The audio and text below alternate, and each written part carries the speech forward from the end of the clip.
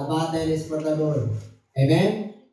Kaya mo yan sa sarili mo, sa will mo, pero mahirapan ka. Kaya marami na pong hindi nakapagpatuloy sa kanilang mga pananampalataya dahil hindi po sila nakapasa sa mga pagsubok at yung mga paalala ng Diyos. Kasi mahal po tayo ng ating Panginoon kaya pinaalalahanan po tayo. At tayo po ay nagkakamali at tayo po ay nagkakasala. May paalala ang Diyos kasi nais ng Diyos na makapiling niya po tayo sa buhay na walang hanggan. Ayaw ng Lord na mapapahamak po tayo. Kaya nga, ito yung tatalakayin po natin. And our subject for this morning is entitled, Jesus Christ the Savior. Jesus Christ the Savior. At very familiar na po ito at lagi nating naririnig. Pero ako po'y naniniwala na may bagong putahe o pagkain ng ating kaluluwa upang ito po yung ating kalakasan muli para tayo po ay makapaglaban sa mundo ito, sa mga problema, sa mga pandemya, sa kahirapan, sa sakit, sa emotional stress. Ito po ang ating panlaban po yan. Walang iba kundi ang salita ng Diyos. Kaya siyanda po natin yung ating mga sarili. Okay? At dito po, Jesus Christ the Savior, in the book of Luke, yung ating binasa kanina, alam po natin na dumating ang ating Panginoon. At pag dumating po ang last quarter of the year, September, October, November, and December, talagang mararamdaman po natin yung spirit. Yung espiritu ng pagmamahalan, espiritu ng pagbibigayan, the spirit of reconciliation. Okay? Na kahit na may mga kainahan po yung pamilya, yung mga mahal natin sa buhay, pag dumarating po yung Pasko ay naibsan. Kasi po, talaga naman ang pangako ng Diyos, yung kagalakan, the good tidings, yung gospel, yung good news, there is a great joy. Pag sinabing great joy, matinding kagalakan. Okay? Kaya nararamdaman po natin whether you are believers or unbelievers, pag dumating po talaga ang last quarter of the year, hindi lang sa Pilipinas, kundi ang mundo, ay nararamdaman po nila na may dumating sa ating buhay na tagapagligtas sa mundo ito upang tayo po ay magkaroon ng labis na kagalakan. Great joy. Amen? Palapkan po natin ang ating Panginoon. Okay, bago lahat, titignan po natin ang prophecy. Ang hula ng Bible in the book of Isaiah 7:14. In the book of Isaiah 7:14, ang sabi po ron, 7:14 wala. Sabi ko na lang. 7:14, God is with us. Okay? Ang sabi po ron, noong panahon ni Ahaz, King Ahaz. Okay, ito po ay hari po ng Judah. Para makuha po nyo kung bakit sinabi niya na God is with us. Okay? Kasi, ngayon mga kapatid, ang sabi po ron, therefore, the Lord Himself shall give you a sign. Behold, the virgin shall conceive and bear a son, and shall call his name Emmanuel. So, panahon po sa Old Testament po yan. King Ahaz, harang po ng Judah, at ang hari po ng Israel ay si Pikim, at ang hari po ng Syria, kung hindi ako nagkakamali, may-ari ng Assyria yan, nagsanib puwersa po ang Assyria at ang Israel. Tanda natin, Northern and Southern Kingdom po yan. Panahon ng King Ahaz. Kaya dito po, sa tigas po ng ulo po nila, nagbabala ang ating Panginoon na huwag makipagsagwatan sa mga Gentiles na king. Okay? Ang King of Syria ang Gentiles. Alalahanin po natin ang tribe of Judah, 12 po yan. So sila po ay nilusog ang mga Ephraimites. Ephraim, isa sa mga 12 tribes. Kaya nagalit po ang Diyos. Amen na hindi pwedeng pakipagsagwatan. Kaya lang, tagapagsanib ko sa itong hari ng Israel at hari ng Syria para lusubin. Ngayon, yung pangalawang pagkakataon na babala ng ating Panginoon, ito na po. Kung babasahin niyo yan sa Isaiah 7:12, 13, and 14. Ang sabi na ron, humingi ka na. Kasi, ang tigas ng ulo nyo, hindi humingi. Hindi humingi, basahin nyo na lang yan. Hindi humingi si King Ahaz. Samantalang ang sabi na ron, mag-request ka na. Mag-request ka na upang kayo ay magtatagumpay. Ayaw niya. Ayaw niya mag-request. Kaya sabi niya, I will give you a sign. Okay. Ngayon, natupad po ito. Kailan natupad ito? Sa Matthew 1:23. At yun yung natupad po that God is with us. But before that, kailangan malaman po natin ang characters. At ito po ay napapag-aralan na po natin that the character of the birth of the Lord Jesus Christ. Siyempre po yung kanyang magulang, si Joseph, si Mary, and the angel. Okay, tatlo pong character. Mababasa po natin yan sa Matthew 1:18-20. Mababasa po natin yan. At ang sabi niyan, ano na? Ito po, nangyari po. Was on this wise. Ganito pinanganak ang ating Panginoon. Okay? Samantalang sila po ay tinakda ng ikasal. Tinakda ng ikasal, eh siyempre po, ang sabi ng ating panganang angel, okay, buntis po si Maria. Ngayon, nalaman po ito ni Joseph. Nakatakda ng ikasal. Joseph was a just man. Matuwid. Bakit? Kilala niyo ba si Joseph? Angkan po ng hari. The race of Joseph is the race of King David. Okay, pag sinabing angkan ng presidente, angkan ng hari, iba po yun. Ibang lahi po yun. Baka hindi nyo kilala si Joseph. Isa po sa mga tagapagmana po. Okay? Kaya lang napaintulutan na nandun po sila sa middle class. Pero kilala sila. Ang mga mayayaman na angkan nasa Jerusalem, nasa city. Siyempre yung mga nasa mga municipality, yan yung Nazareth. Diyan lumaki si Jesus Christ. Pero, kilala po siya na angkan ng hari. Kasi siyempre kahit na minsan ang pinanggalingan mo ay matataas, darating ang panahon na may kanya-kanya kayong buhay. Kaya dito po, pinanganak po siya at ang sabi ng ating Panginoon kay Joseph, kunin mo siya. Okay? Dahil si Joseph po ay just man, matuwid. Ginagalang niya ang batas ng tao, galing po siya sa angkan ng hari.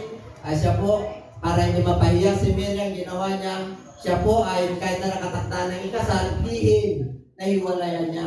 Pero ang sabi ng angel, huwag kasi siya ay naglilihi sa pamagitan ng Holy Spirit. Ngayon, sino pa yung angel? Tingnan natin yung angel. Yung angel po, tao yan. Glory to God in the highest and on earth peace, goodwill toward men. Okay, ang angel ang nagsabi sa kanya, si Angel Gabriel po ito, okay, kunin mo na maging asawa siya.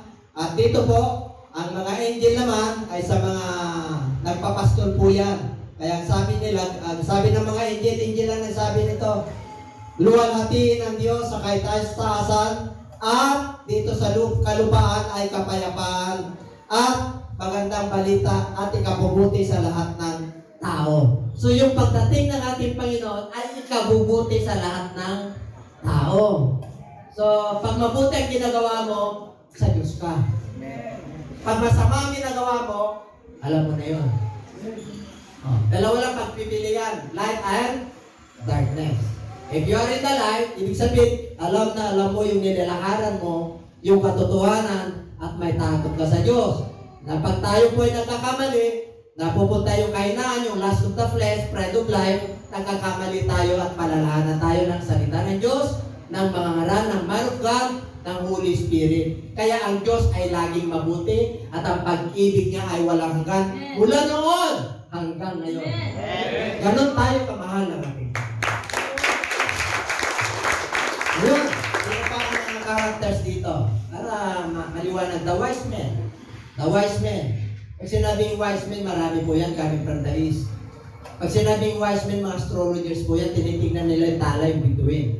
Kasi doon po nakahula. Kung saan lalapag yung tala, doon po ipapanganak yung Misaya, yung tagapagligtas. Okay, ngayon si King Herod, kung sinabi niyo na lang mga pantas wise men, hindi po si Baltasar Melchor yan, at saka si Gaspar, hindi po yun. Walang pangalan po yun, basta sinabi po ng Bible, wise men. Okay, sabi mo siya katabi, wise men ka ba?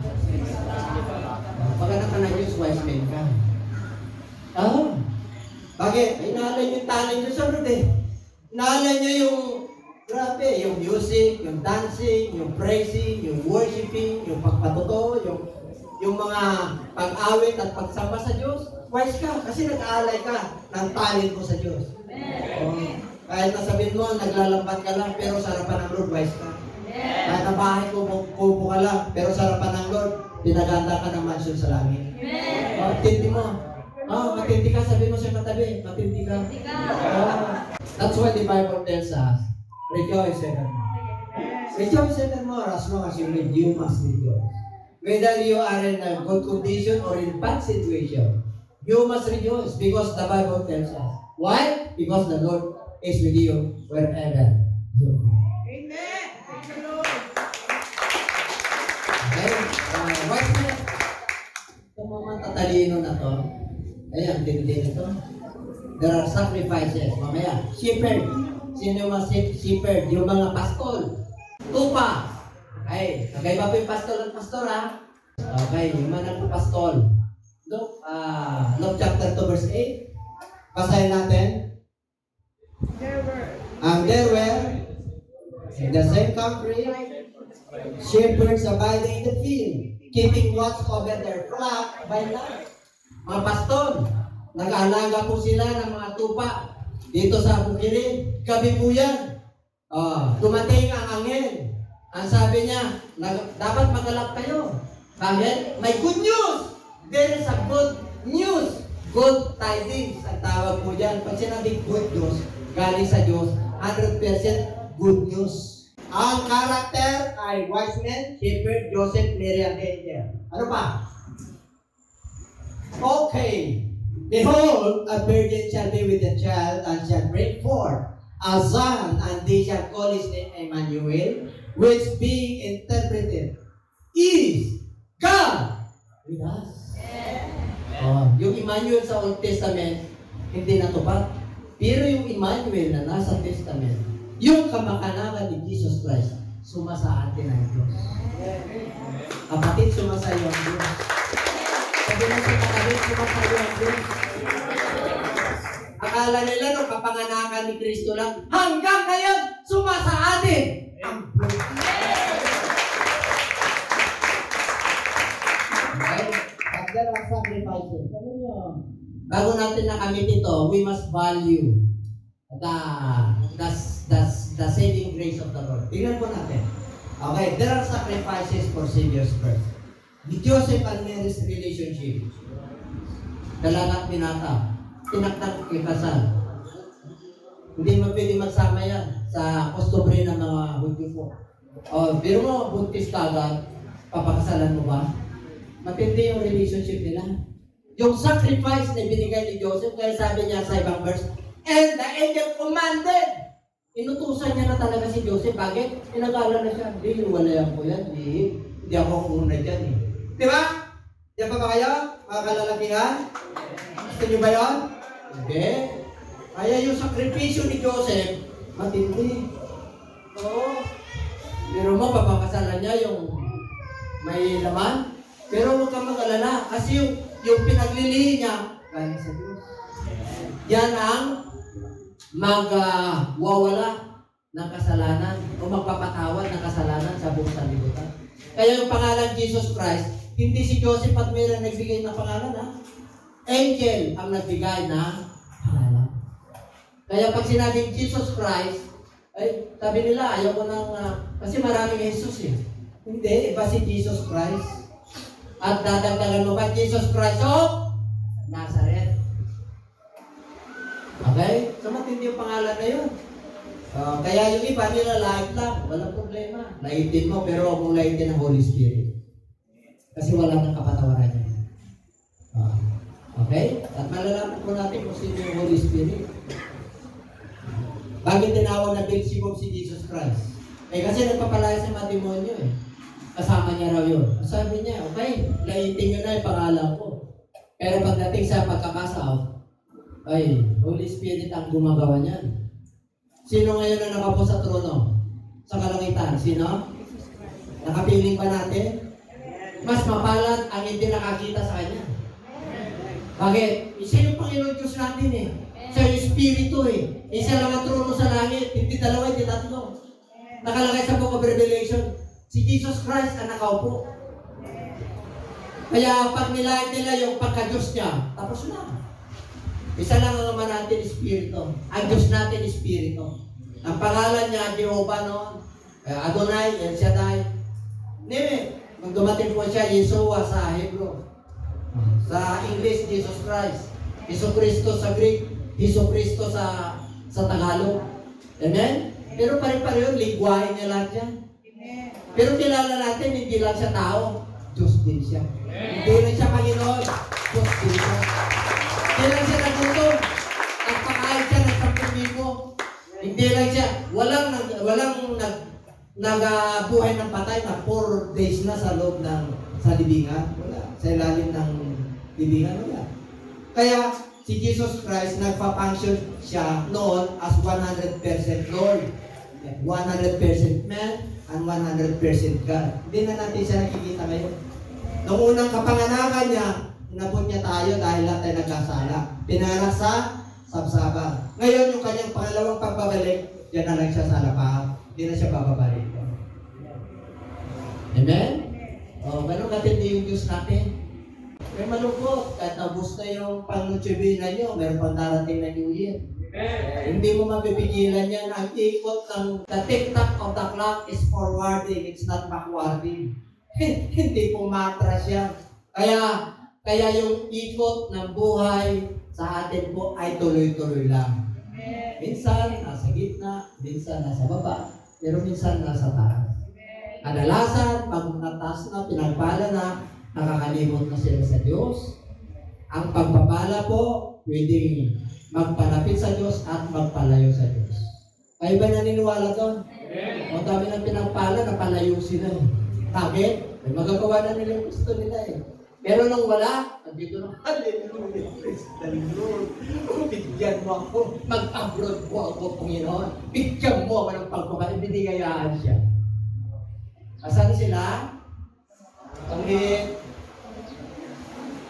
Are! Ito, yung dating naliwanagan at nagdadala ng kahiyan sa cross ni Kristo. Kaya minsan, nakikita ko yung kanilang ginagawa. Kaya tayo po, magpatuloy lang tayo nasa liwanag. Okay?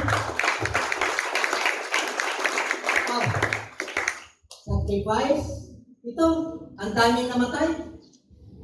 Grabe ang sacrifice. Alam niyo ba, si Joseph at saka si Mary, nagkaroon po sa Luke chapter 2 ng tax registration. Galing po sa Juda, papunta Jerusalem, 9 miles away. Nilakad niya buntis, pagdating doon, punong-puno. Ang mga bakit ang daming tao? Kaya pinanganak sa sabsaba ng ating Panginoon. Walang choice. Pero yun ang una eh. Di ba? Pero mo bundok, pagtalayban yun, wala pang noon. Wala pang transportation. Nilakad nila. Alam niyo 9 miles times 2.2. Halos 20 kilometers yun, buntis. Kailan magpa-restore sila. Ganon ang sakripisyo na ginawa ng Lord. Pangalawa, ang sabi ng mga wise men, bakit kayo nandito sa Jerusalem? Ang sabi ni King Herod, kasi dito papanganak yung hari ng mga Hudyo. Ganun ba? Yakong hari. Siyang hari, kaya naging ban, nagalala. Anong ginawa niya? Sabi niya, sa mga pantas yung mga wise, okay ha, sabihin niyo sa akin ha, kung saan naroon.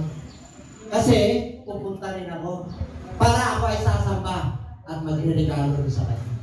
Okay? Yan pa ba kayo? Anong ginawa ng mga anong ginawa ng pantas? Nagising po sila. Tapos nagising din si Joseph. Yung anak mo, punta na kayo sa Egypt. Bakit? Papatayin yan. Bakit? Hindi na bumalik yung mga pantas eh. Hindi na sila bumalik. Bakit? Nagkaroon sila ng panaginip. Papatayin kayo ni King Herod. Kaya sa galit niya, after how many years, tinignan niya yung history at kasaysayan. Mula nung pumunta sila roon, yung mga 2 years old below na bata, pinagpapatay lahat. Grabe ang sacrifice. Bata na 2 years old, kaya sabi po ng book of Jeremiah, nagkaroon ng lamentation. Lamentation morning. Nagkaroon ng iyakan yung mga si Rachel. Nahula po yan. Ang daming pinatay na bata. Dahil sa kapanganakan ni Kristo. Sacrifice, ang dami. Ano pa? Meron pa ba? The birth of Christ. Ito na. The cause of Jesus' birth death, and resurrection. Kailangan malaman natin. Alam niyo yung cost, yung halaga. Believers, we are not value. Hindi natin pinapahalagahan yung pagdating ng ating Panginoon. Hindi natin pinapahalagahan yung kapayapaan at kagalakan na natamo natin. Minsan maraming nakakalimot. Kaya ito yung cost. The life at the ministry of Jesus Christ. Ganon na lamang ang pag-ibig ng Diyos sa sanlibutan. Ibinigay niya ang kanyang bugtong na anak na kung sino man sumampalataya sa kanya ay hindi mapahamak. Sabi mo sa kanya, sa iyong katabi, hindi ka mapapahamak. Bakit? Nanalig ka kay Kristo. Kano kaibig ng Diyos ang buong mundo? For God, so love. So love. Pag sinabing so love, exceeding. Ganon na lamang ang pag-ibig, pagsinta ng Diyos sa buong sangkatawan. Ang ligtas lang noon ng Jew, walang Gentiles. If you are not a Jews, you are Gentiles, you are no part of salvation. But because of the coming of the Lord, the law was fulfilled. The prophecy was fulfilled. Nagkamali ka sa kautusan, kahit na isang putlit lang, kamatayan at parusa. Kaya ginawang kautusan. Pero yung kapanganakan ni Kristo, yung kautusan ay tinapos niya.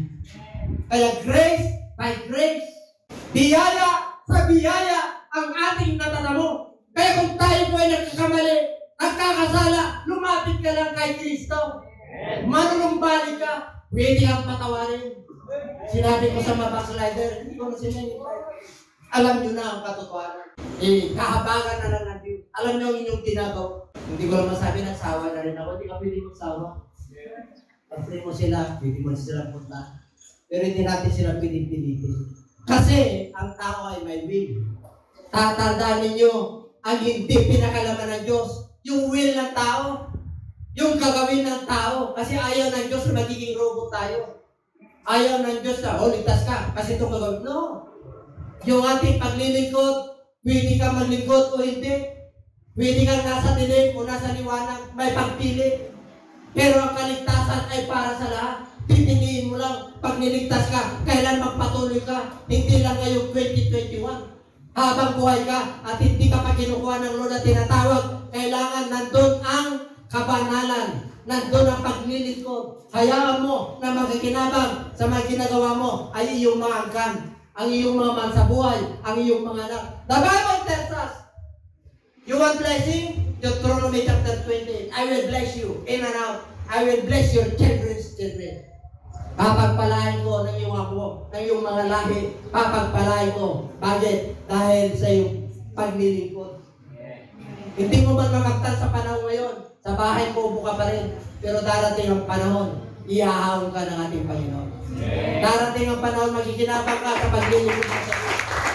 Huwag mong tingnan na mahirap ang sitwasyon mo. Kalagayan mo. Ibinigay niya yung kanyang bugtong na anak na kung sino man sumampalataya sa kanya ay hindi mapapahamak. Ngunit pagko siya ay magkaroon ng buhay na walang hanggan. Enjoy mo na yung buhay mo sa lupa. May katugtong pa sa buhay na walang hanggan. Grabe! Tatangkat ko natin sa panahon natin ngayon. In the book of Psalms, ang edad lang, ang span ng edad lang ng tao is 70 years. 80 years pag medyo malakas-lakas ka. Bakit yung iba? 90 years, 100 years. Kasi po, biyaya sa biyaya na. Biyaya sa biyaya. Amen? Ang dami na gusto mabuhay ngayon kasi maganda lang tumira sa mundo ito Bakit? May mga herbal sino na, di ba? Pag may nararamdaman ka, ano kaya magandang gamot ito? Di ba? Nandiyan pa ba kayo? Kahit na medyo mahal ito, ordering ito. Bakit? Inumalabang ka. Kasi gusto mo pang, ay yung mga iba, may hatlang Bakit? Ibinabahagi nila yung Diyos Diba yan? Diba yan? Ay kaya hindi siya hindi ka na makadiretso. Kilala natin yung Diyos natin. Espiritu yung Diyos natin. Diyan pa ba kayo? Oo. Okay? Purihin ang Diyos. Kala nila tao yung Diyos natin, hindi po Espiritu. Sabi mo sa'yo natabi, matindi ka. Kasi nakapagmana ka ni Kristo. Nagpaulis. Sinabi ng Lord, you are the co-heirs. Co-heirs. Alam niyo yung co-heirs? Pagka may cheque ka, dalawang signature. Signature ni Cristo at signature mo. Parang hindi ka makapaniwala paano yan, layalay namin dumarating sa akin at para sa mall pa. Minsan naman, sawa na ako, may pasayan. Pero high blood naman ako. Kailangan ko naman ng baboy. Pero merong ang baboy ngayon. May sakit. Para mawala yan sa pangalan ni Jesus.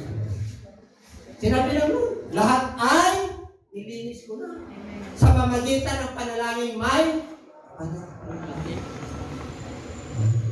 Amen. Huwag lang kayong kakain yung mga ayaw kainin, yung mga hindi dapat ha. Okay, mga aso. Sino kumakain ng aso dito?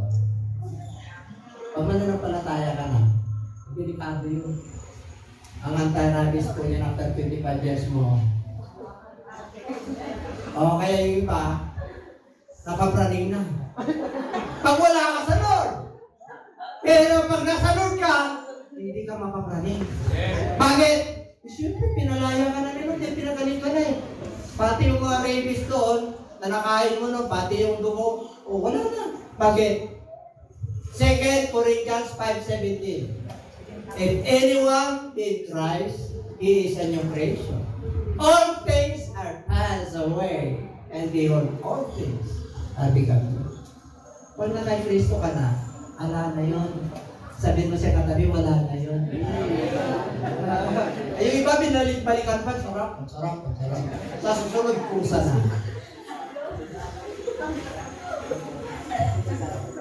Pag mananampalataya ka na, pag sinabi ng gobyerno, na yun, ganito, ito yung mga dapat kainin. Wala kakainin natin kasi pinag-aralan ko. Diba ba kayo? Hindi naman yung pagbabawal ng gobyerno yan, kung okay yan. Yan dati ko makain tayo, pati tinubuhan mo eh. Sarap. O, kaya dami kang sakit. Pero nung mananampalataya ka na, kayo huwag ka na babalikan mo. Huwag ka nang iinom ng dugo, ng hayop. Okay? Hindi pa baka. Kasi, without holiness, no one can see the Lord. Pinabanan ka na. Kaya you walk in the light. You must walk in the light and not in the darkness. Yes! Amen? Because the Savior was good. Pinalaya ka na, pinagaling ka na, pinatawad ka na. Ano pa? Ang kulang sa'yo? Pera. Pinawala ng pera. Marami, nayala tayo. Ito yun. Mga kapatid, wala kang pera, okay lang. Kasi hindi lang ikaw ang wala. Mayroon naman, sapat-sapat na. Yung iba, mayroon naman sapat-sapat, hindi na kukontento. Alam nyo, pag nasa room ka, kuntento ka na. 1 Timothy, food and raiment, food and clothes, you must be contented. There is a food at the table, there is a shelter on your head, there is the clothes that you wear, then you must be contented. Pero ganda ng buhay kaya. Pero mo, pag natulog ka tuloy-tuloy, ang sarap kaya. Sino natutulog dito na pinoproblema niya yung kapitbahay niya? Tapos pinoproblema niya yung problema ng iba. Eh bakit? Kapayapaan ang sabi ng mundo. Pag ikaw na-stress, baka pinoproblema mo yung hindi mo problema. And the problem is your own problem. The only solution for that is, ibigay mo kay Lord. 1 Peter chapter 5 verse 8, casting out all your care upon Him, and He cares for you. 1 Peter 5:7. Diba? Lahat ng kabigatan mo, ibigay mo sa Kanya. Kabigatan mo yung sweetheart mo, ibigay mo sa Kanya. Tagaan niya. Hindi papalitan yun eh. Yung iba papalitan ka. Hindi, huwag yung pag ibinigay mo yan, ibig sabihin, hayaan mo ang Lord mangusap sa Kanya. Maliwanagan ito palang pagkakamali. Maging sa mga asawa. Pag ibinigay mo yung kabigatan mo sa Lord, ibig sabihin itong asawa mo gagaan na yung kabigatan mo sa Kanya. Kahit na hindi mo maabot yan, hindi siya mananampalataya, amoy chiko lagi, gabi-gabi, dahil may sukto at saka para ka-demonyo. O, di ba kabigatan mo? Ilihas mo siya, Lord. Sana po isang araw, maging kagaya ko ng mananampalataya. Baka yung iba sana doon, kunin mo na. Diba? Ang hirap kaya ng gano'n. Kaya mo, sino na bahala dyan? Alam niyo, pag pumitik ang Diyos, pitik lang, ay, magbabago yan. Magbabago! Pag pinitik ka ng Diyos, iba yun. Pag pumitik ang Diyos, magkakaroon ka ng tinatawag na enlightenment. This is my turning point. May paghugutan ka dahil sa pagbabago na binigay sa iyo ng Diyos. Lahat tayo may pinagdadaanan. Pero may pagkakataon na Diyos ay mag-usap sa iyo. Yung panahon na ilang taon na hinanap ng solusyon. Minsan, ilang sekundos lang, ilang seconds lang, pag nag-usap ang Diyos sa pamagitan ng kanyang salita, sa kanyang Holy Spirit at man of God, yun yung turning point ng iyong buhay. Hindi mo makakalimutan. Everybody say amen. Kaya nga pinanganak siya. Hindi ka mapapahamak, may extension pa, ano pa. And this was manifested the love of God toward us. Because the God sent His only begotten Son, that we might live through Him. Ano to?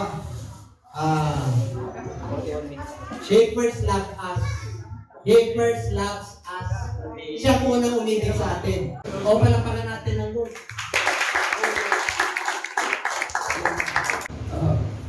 May nakuha ba kayo?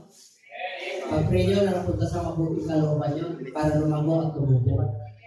Na-bless ka! Naramdaman mo yung presensya ng Lord. Nung nagpuri tayo rito, damdam mo yung pagpapala ng Diyos. Paglabas mo. Ano lang? Paglabas mo. Pagdating na naman yung kamyan. Paglabas mo pa lang, kamyan na kagad. Nandun ka na naman sa panahon. Bakit? Ninakaw ng kaaway. Kaya tatandaan nyo, Lord, yung salita mo, yung presensya mo, dapat nandito sa mabuting kalooban. Upang sa magkaganon, hindi ko makalimutan ay yung dakilang pag-ibig at hindi ko makalimutan ang iyong kabutihan mo. Di ba? Sinabi ng awit eh. Kay buti-buti mo at ang iyong pag-ibig sa lahat ng panahon. Mula noon hanggang ngayon. Nagkulang ba ang Diyos? Sino nagkulang? Diba? Alam niyo na kung sino. Kung may turo yung kapitbahay mo. Kung may turo yung sweetheart mo. Kung may turo yung asawa mo, lalaki daw tayo. Lord! I admit! Dapat ganun tayo. I accept it! Because that is a sign of humility. Alam niyo, pagka kayo po ay tumatanggap ng inyong kainaan, hindi yung pagka-macho yun. Ang macho parang hindi na umiyak. The great leader, tatandaan niyo to. You want to become a great leader or God's great in God's kingdom, you must be a servant of God. Servant ka para sa lahat. Huwag kang magtatanggi. Kahit na inilibit na ng Lord yung pananampalataya mo, pati yung katayuan mo sa buhay, pagdating sa leveling, pagabot sa mga tao, walang mahirap, walang mayaman, walang in between. Lahat ay pantay-pantay yan sa harapan. Yan ang gusto ng Diyos. Ay, tingnan mo. Matatanggap mo yung kahinaan. Pagluha mo because of the presence of the Lord, that is a sign of humility. Amen? Eh, yung ibang macho, ayaw lang nila umiyak. Iyak lang yan pagka, please release me, let me go. Iyak na yan. I'm sorry, my if I've broken your heart last night. You broke my heart every day. Not only last night, but every day. Now, I'm away. I'm going to go away. If you go away. Diba? Yan, iyak na yung isa sa inyo, yung maaaring asawang babae, asawang lalaki, o maaaring mag-sweetheart. Ano na kayang nangyari? Tapos, Lord, Amen? Bakit? Naliwanagan ka na sa ginawa mo. Kaya pala, nawala. Marami pala akong mga ginawa na hindi ko nakita, na didiliman ang buhay ko. Ngayon, nasa Lord na ako. Naliwanagan na ako. Kaya sweetheart, forgive me. I forgive you. I ask for my forgiveness, but don't forgive and don't forget. Yung iba hindi nag-forgive na hindi pa nakakalimutan. Yung iba naman, I'll forgive you, but I'll never forgive not what you did to me. Diba? Hindi na forgive kita, hindi na naman na nakakalimutan. E pag nakikita kita, yung puslo ng aking damdamin ay sumisigla. Naalala ko yung ginawa mo sa akin, tumilap na sa aking puso at sa aking damdamin. Ang ginawa mo, malupit ka talaga. Hindi tayo natapos. Tapos magpuri ka kayo, hallelujah, praise the Lord. Marami kang bagahe. You have a lot of excess baggages. Ano sabi ng Hebrew chapter 12? Yung mga bagay na nakapagpabigat sa inyo, you must take them away. And let us looking unto Jesus, the prize that the Lord had given to us. There is a race that's set before us. Meron takbuhin. Sabi mo sa katabi, may takbuhin. Pero huwag kang mag-alala. Christ was born in a manger. Huwag kang mag-alala. Inabot tayo ng Diyos. Hindi lang sa panahon ngayon, maging sa darating na panahon. Kung wala pa at hindi pa babalik ang Lord, kahit na wala na tayo sa mundong ito, ang pagpapalat at ikot ng mundo ay patuloy pa rin. Huwag kang huminto. Sabi mo siya katabi, huwag kang huminto. You must stop, you must look, and you must listen. Stop, look, and listen yun. Nandiyo yung alit na yun? Hindi hindi ko na rin alam. Stop, look, and listen. Pagdating na yung train, hindi siya nag-stop. Bakit?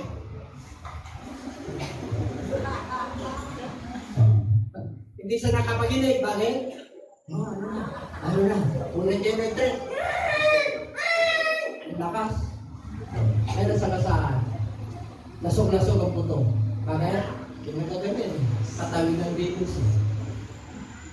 Alam nyo, pag ikaw ay mananampalataya, matalino ka. Di ba wise men ba? Ha? Kahit na wala kang anong pera na nakikita. Lalo na mamaya, mag-offer ka. Di ba? Magkaroon ka ng binhi. Binhi! Sino ang farmer dito?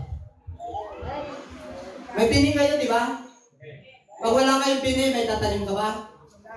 Anong bini mo sa Lord? Anong bini mo? Oo, alam nila eh. Bakit yung iba nagpapatuloy? Kilala na nila yung Diyos eh. Pag sinabing bini, hindi iyo yan, kanya yan. Huwag mo pakialaman yan. Kung gusto mo lang ng pagpapala, kung gusto mo lang na pagbuksan ka ng durungawan ng Lord sa langit, kung gusto mo lang ng mga debauler, pag sinabing debauler, hindi lang pera yan. Sakit, trouble, confusion. Kasama po dyan. Yan ang debauler. Kaya nagkakaroon kayo ng away lagi. Bakit? Hindi nyo pinibigay para sa kanya. Yung para sa kanyang financial, yung oras nyo, yung talent nyo, the treatise, your talent, your treasures, and your time. You don't value the cost and the sacrifices of the Lord at the cross. You don't value. Hindi natin pinapangalagan kasi. Ang daming sakripisyo niya eh. Ano ngayon ang mission mo? Go! Teach all nations. Turuan mo sila. Dami kang bansa. Dami kang kapitbahay. Dami kang loved ones. Yun yung bansa mo. Sino ang walang kapitbahay dito? Doon ka sa puno. Lahat tayo may kapitbahay. Meron kang mundo. Amen? Meron kang kamag-anak, meron kang mahal sa buhay, meron kang sweetheart, meron kang kapitbahay. O, punta mo yun. Sabihin mo, pinanganak sa'yo si Kristo. Ano ngayon? Ito, may bibig ka akong dala para sa'yo. O, di ba? Hindi pa ba kayo? O, yun. O, di, bago man lang mag-2022, kaya nakabuka. Gusto niyo maraming isang darating sa'yo? Parang ayaw niyo na. Umayo ka, trumabaho ka, tatrabaho rin ang Diyos para sa iyo. Two-way po yan. Gusto nyo pagpalay kayo, trumabaho kayo sa kanyang ubasan. Baptizing din. O, sino nang nabaptize dito? O, diba? Lahat tayo bautismado. Yan ay papangaral mo. Ano pa papangaral mo? Teaching them to observe all things whatsoever I have commanded you. And lo, I am with you always, even unto the end of the world. Amen. Turuan mo sila na sumunod sa lahat ng bagay na pinag-utos ka sa inyo. At ako isa sa inyo hanggang matapos ang mundo ito. Ibig sabihin, hanggang buhay ka, kasama mo ang Diyos. Amen. Kahit napatay ka na, kasama mo pa ang Diyos. Gigisingin ka kahit na natutulog lang ang mga mananampalataya. Gigisingin ng Diyos yun sa taktak pa na. Kaya nang sabi na hindi ka na mamamatay.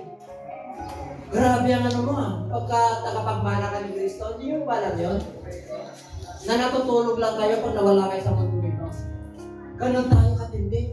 That's why we must value the life, the death, the ministry, the birth of Christ, the death of Christ, and the resurrection of Christ. We must value. Huwag natin baliwalay.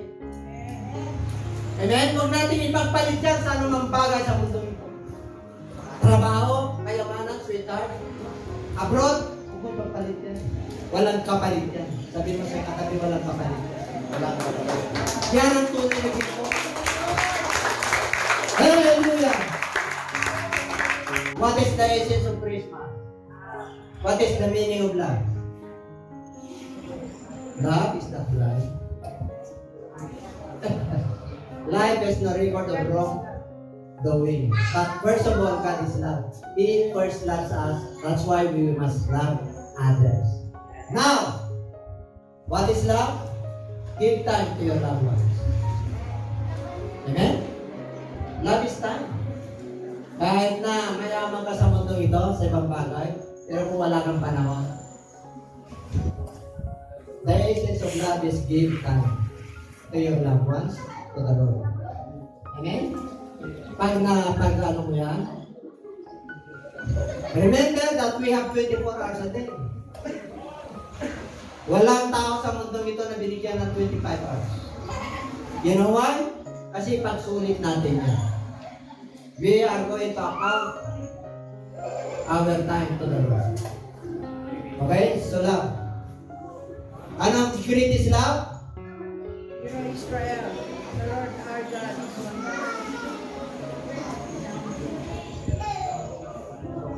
Okay. Mali ako dyan. 12:29. Hindi, Mark.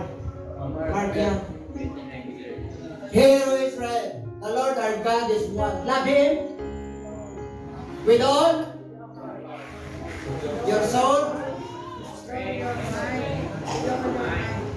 Pag inuna mo siya, kaya mo nang mahalin yung kapitbahay mo, yung mahal mo sa buhay, kaya ka nang mamunga ng mabuting bunga. Kasi inuna mo siya na mahalin, higit sa lahat.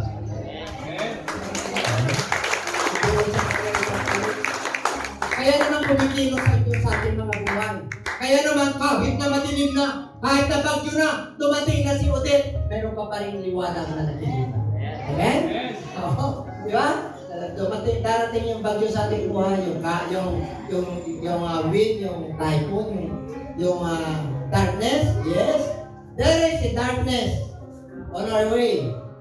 But I'm sure that there is always light at the end. Merong laging liwanag sa kabila ng mga problema. Nahirapan ka, huwag kang mag-alala. May sakit ka, huwag kang mag-alala. Alam ng Diyos ang kalagayan. May emotional problem ka, hindi ka nakakatulog. Sino nagbibigay ng pampatulog? Ang doktor. Diba? Sleeping pills. Sino nagpapatulog? Ang Diyos, sinabi niya. Humingi ka ng tulong sa kanya, hindi ako makatulog. Bakit? May edad na. Ang may edad ay hindi na gano'ng nakakatulog. Ako, Lord, hindi ako nakakatulog kasi gusto akong makausapin ng Lord sa ano ko eh. Kasi ilang linggo ko na pinapag-aralan ito eh. And then, ang kagabi ko lang ayos. So, salamat sa ating Panginoon. Love God above all. Tagalogin natin. Mahalin ang Diyos higit sa lahat. Mahalin ang Diyos higit sa lahat. Higit sa pamilya mo, higit sa asawa mo, higit sa karir mo, higit sa pera mo.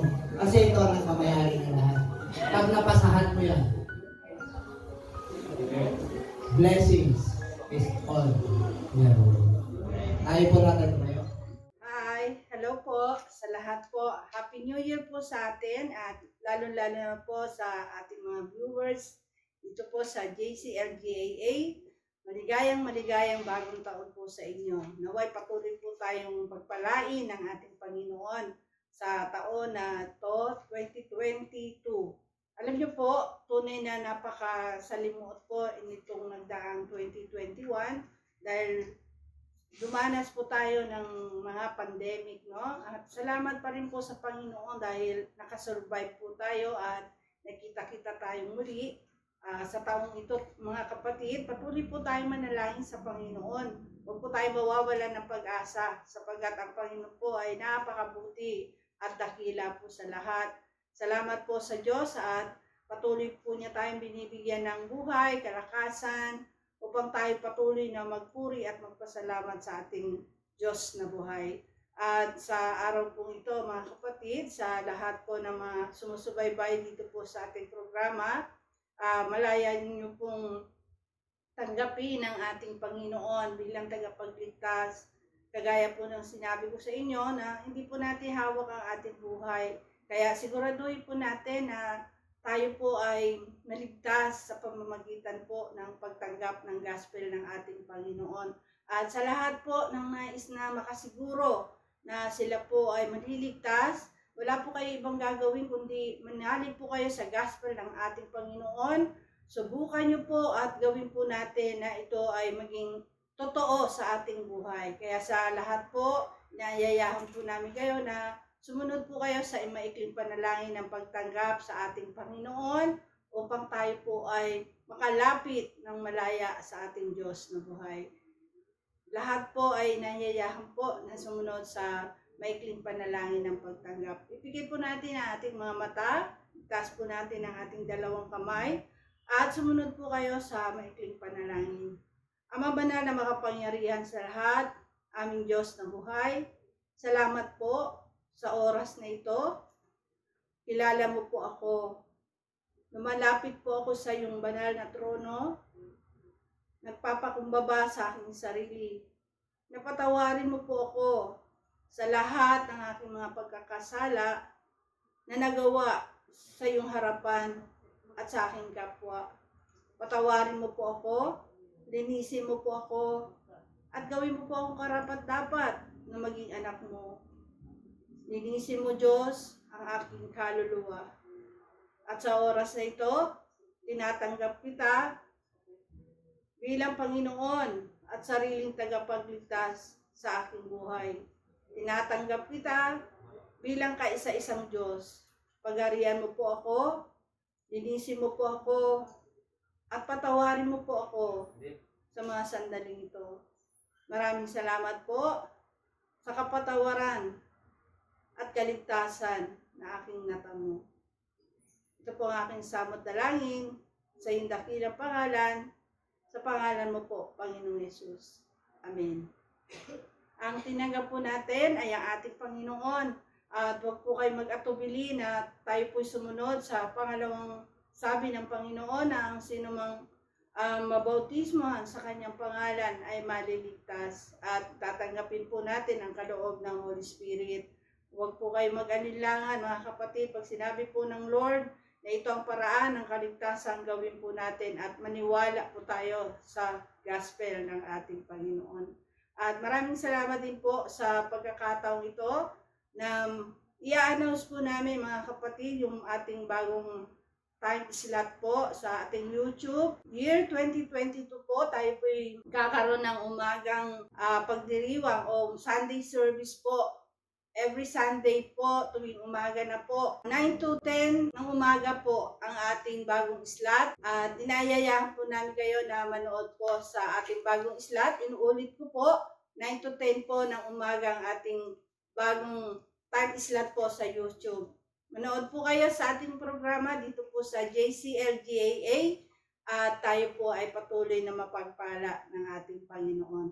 Maraming salamat din po sa lahat po ng ating mga kapatiran at sa lahat po ng ating mga viewers na walang sawang sumusuporta sa gawain ng Panginoon. Pagpalain po kayo ng ating Panginoon. Salamat po at tayo po ay sama-samang manalangin sa Panginoon na ang taon na ito, year 2022, iba yung pag-asa, iba yung kasipagan, iba yung pagbangon mga kapatid, at iba yung kalakasan at buhay ang ibibigay sa atin ng Panginoon.